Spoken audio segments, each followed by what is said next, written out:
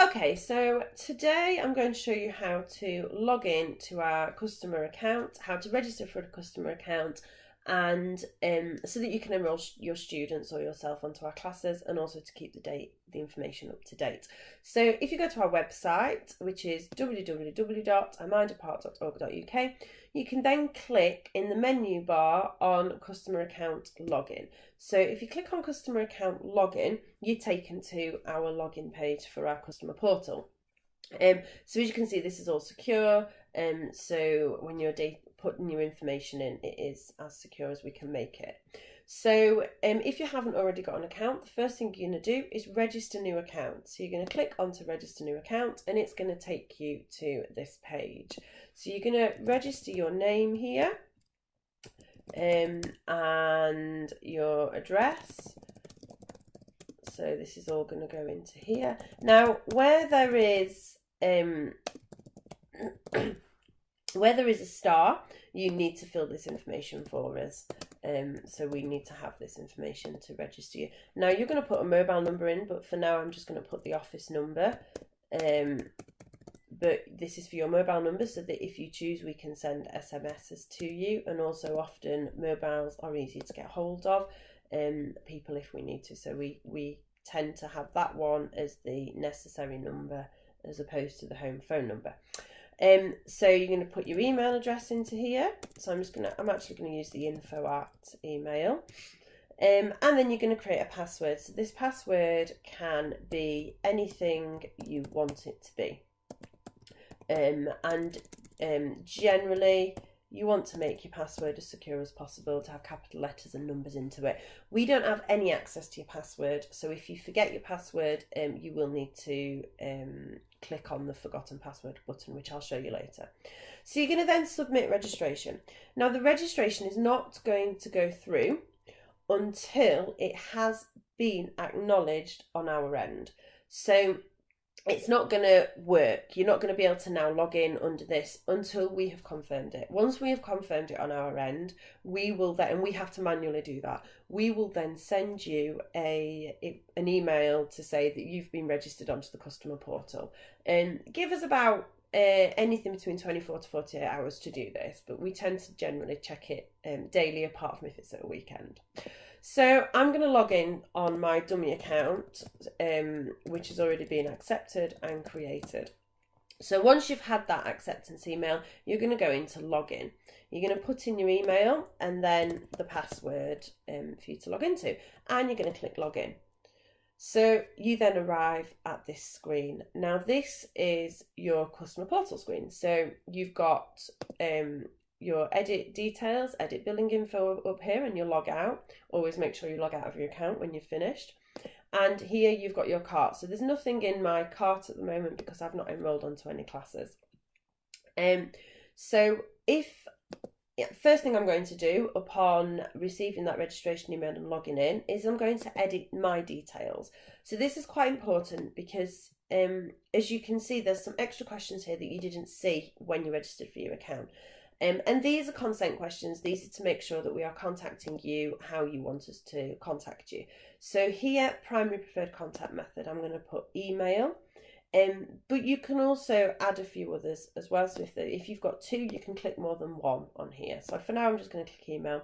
Consent for other contact methods. So I'm going to say yes to SMS, because if kind of maybe I don't get on my email all the time, and maybe a text message is easier for me if it's information about the performances that we have and your child's on our classes and is going to be performing. The other one to consider clicking is the generic letters given in classes. So if you click this one, this basically means that we will pass any letters for information purposes to your child. And that generally tends to be if you are already attending the classes, your child's already attending the classes, and we've got some extra information about those classes that we need to pass on to you. So it could be anything from performance, to other similar classes that are starting that we think your child will be interested in, that are connected with the class you're already getting. So what you won't get is if your child is attending a child class, we will not give them information about our adult courses, for example. It will only be information that is relevant to the class that your child is attending. So here, send me info on other services. Now this is where, if you want to receive information about other courses or other services that we deliver, you can click yes, or leave it as no if you're not interested. So we automatically assume that you don't want this information, and if you do, it's a yes. So an example of this would be if you're attending one of our adult courses, and we might send you information about our holiday club for children if we know that you've got children. Or on the other side of the coin, if your child attends classes, we might send you information about our adult courses. So this tends to be to do with services that are completely unrelated to the class that you or your child are already accessing. And clearly, if you click no, we won't send you this information. And then the next things you need to do is to add to this bit here, so information updated by. So the information that's updated, in this case, it's updated by a customer or a parent, because that's what I'm pretending to be.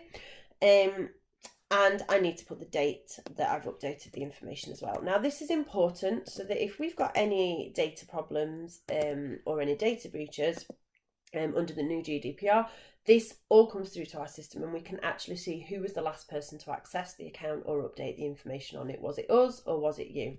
So here you can see if it was a staff member that did it, there will be on our side a box for us to write which staff member did that, so that we can follow things through if we've got any problems.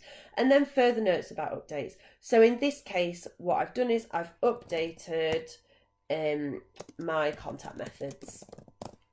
So I know that that's the update that I've done. Okay, and you must fill this out in order to then send it. So if you don't fill this out and you save changes, you're going to get a box here that says further notes about updates is mandatory. So you must fill it out. Okay, so updated consent.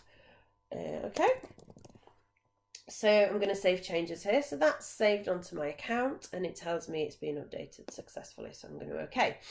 Right. So the next thing I'm going to do is I'm going to add a student. So if you've just registered your account, you won't have a student already registered. So in this case, we've got a student registered because I've previously done it. But you won't have this when you first set your account up. So you will need to click and add a student. And this is what is going to come up for this. So we're going to add alias student. So we're going to call him Thomas. And we're going to give him date of birth,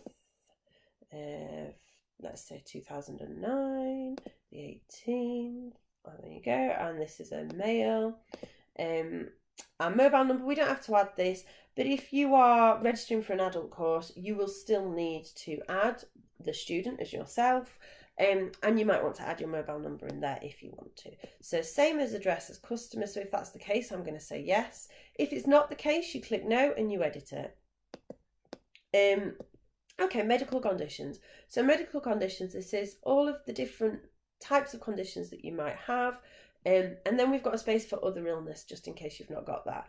Now, the reason we ask for these is because when we are teaching you or your child, it's quite important that we are aware of any health needs, because it is a practical activity, it is a physical activity, and it is engaging with other students, and your student engaging with them and them engaging with your students. So it's quite important that we're aware of this, because there are some needs that we do need to be aware of, such as if your child's got ADHD or if your child is on the autistic or Asperger's spectrum. So it's helpful for us to know that, so that we can cater our teaching to that child's needs. Now, all of our staff are fully trained in working with students with special needs and other kind of needs that they might have.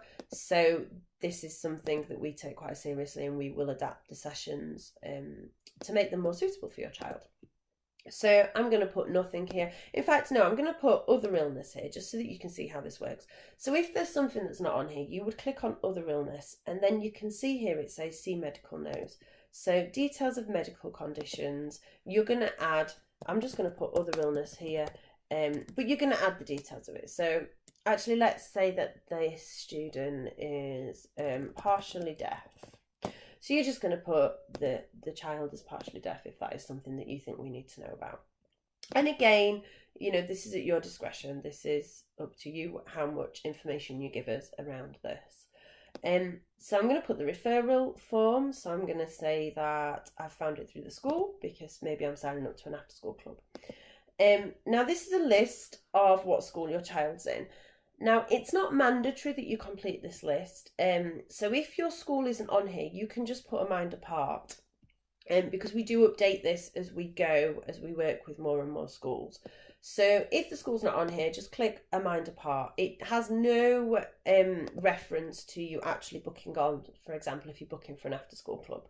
It doesn't matter on this bit. This is mainly for our information so that if there are new things happening in the school, we might pass that on to you. So in this case, let's say that the child is part of Walkley Primary School because we've got new after school club starting there. So Walkley Primary School, so I'm just going to click on that for now. Okay, so then we have the photo consent for your student. So you can see here, photo consent for marketing. So we're asking for photo and video consent. The industry that we're in, obviously, many children do want to be photoed or videoed, and parents, maybe, that's a career that parents and children want to go for. We are absolutely fine with you saying no to this if you wish, but if you say yes to it, it does mean that you are giving us consent to use photos and videos of your child on our social media, on our website, and also in any paper marketing we do, whether that's flyering or leaflets or anything like that. So we do use photos and video if you say yes to that consent. Okay. So specify relationship with child. So here we'd just like you to specify the relationship. What we need here with the student information is we need parental consent. So that's really important that we get parental consent. And that's one of the new GDPR stipulations. So if your child is under, the law is actually under 13, but we prefer it under 16, we would like for that parental consent to be there. So please specify relationship with with child. And it could be parent, it could be father, mother, whatever that is, foster carer if that's the case. So information updated by, so again, you're going to complete this. So customer or parent, date of information updated by, and again, it's not going to let you leave this page unless you've completed this, and name of person updating. So in this case, I'm going to put Jodo.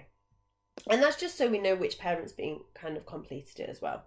So notes on update, student details and consent entered. So that can be this. And consent update. So the consent update was done by the parent. Now the reason we have this here is because sometimes you might have a problem with the system and you might be struggling. So you might phone us and we might put the details in on the system for you. So where the consent has been given over the phone, it will be here a mind apart staff, and under the information bit we will put the consent was given over the phone, just so that we've got a record of that. And we put the date here and person giving consent. So again, it's me giving the consent. Okay. Now, there's an extra button here that's about the Children's University, and this is because the Children's University is, apart from safeguarding, the Children's University is the only place that we will pass third-party details onto. So the Children's University is something for students in Sheffield. And the information that gets passed on is the attendance, the date of birth and the school that your child is at. And this is because the Sheffield Children's University uses our registers in order to make sure that you are getting the stamps, or your child's getting the stamps to then get the credits. So if you're already registered with the Children's University, you'll know what this all means. But if you're not, then you can click no. But if you decide you want to be, you can come and speak to us about that or ask us about what that is. But it's a passport system across the city that allows your child to gain stamps and credits for attending after-school activities and extracurricular activities across the city, and they get certificates and they can graduate at different levels. So it's quite a good scheme. But if you're registered, make sure you tick yes, because if you are registered and you tick no, then we will not pass your details on to the Children's University, which means that you will not get the credits, because we'll automatically not pass it on. So I'm going to save all of this information here. So that's it. So you can now see I've got 2 students in there, okay? Once I've completed this, I can then go on to registering my student for classes. So you can edit this information at any point. So you can see here that edit button, and you can edit the information at any point. So once I've done that, I'm going to go on to classes and add enrolments. So I'm going to add an enrolment into the class here. So you will see in a minute, I've got on the top here, there's the students, and if I click here, it's I can see both students. And here is your date range. So the date range, we do it per year, so we do it from September 2017 through to August 2018. So it's within the school academic year. So here is the timetable. So you've got like this orangey colour for workshops, purple is after school club, so it's all colour coordinated to help you. Drama classes are blue, and then singing is green. Okay, now if you can't, you should be able to see your class on here. It should show up here, and there should also be a adult class as well on a, there you go, the devising course. So an adult class, again, it's the same colour as your drama classes. Okay, so here I'm going to click on whatever I want to register on. So first of all, I'm going to make sure I've got the right student. So let's do Thomas instead. So I've got Thomas here, and I'm going to click on the after school club. So in this situation, I've clicked Walkley, so let's click Walkley Primary After School Club. So it's going to bring it up such as this. It tells you how many weeks, the age, the time and place, and then classes remaining 6, and the price. This is a half-term session, okay? So it's £27 for the half-term. I'm just going to add that to cart. Once I've added it to cart, that's it. That's registered on, but I do need to follow through with the checkout and the booking for it to go through to our system. So you'll see the terms and conditions here, so I need to accept those. And I'm going to click continue. So at this point, it's asking me, am I right? Am I okay with everything? This is everything that I've done. There's not a tax fee on it. So I'm going to continue to payment. And this is your payment page. So you're just going to put your card details. I'm not going to go through with this. You're going to put your card details down and click on pay. Once you've clicked on pay, it will confirm your payment, and that will then come through to us.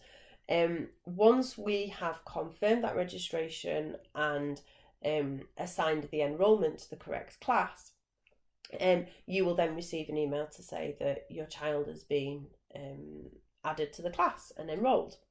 So that's all pretty simple, really. Now, once you've enrolled onto the class, you should be able to see your enrolment. So if I go to view, you can't see here, but once your class has been enrolled, once your student's been enrolled onto the class and it's been accepted, the enrolments that your child is the classes your child is enrolled onto will be showed up here. You've also got a financial section, so you can see your balance history. So this will show you previous payments you've made, previous invoices.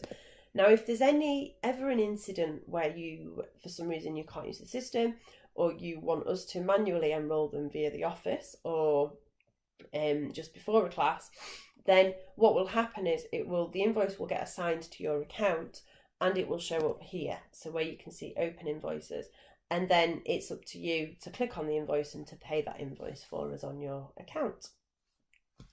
So I think that's pretty straightforward. And your final one here is a contact form. So if you've got any problems, you can contact us, and it goes straight through to our email system, and somebody picks that up for you and deals with the contact. So hopefully that should make lots of sense. I'm hoping that that's pretty clear. And that's basically how you do it. So it's quite simple. And then obviously when you've finished, you can just log out.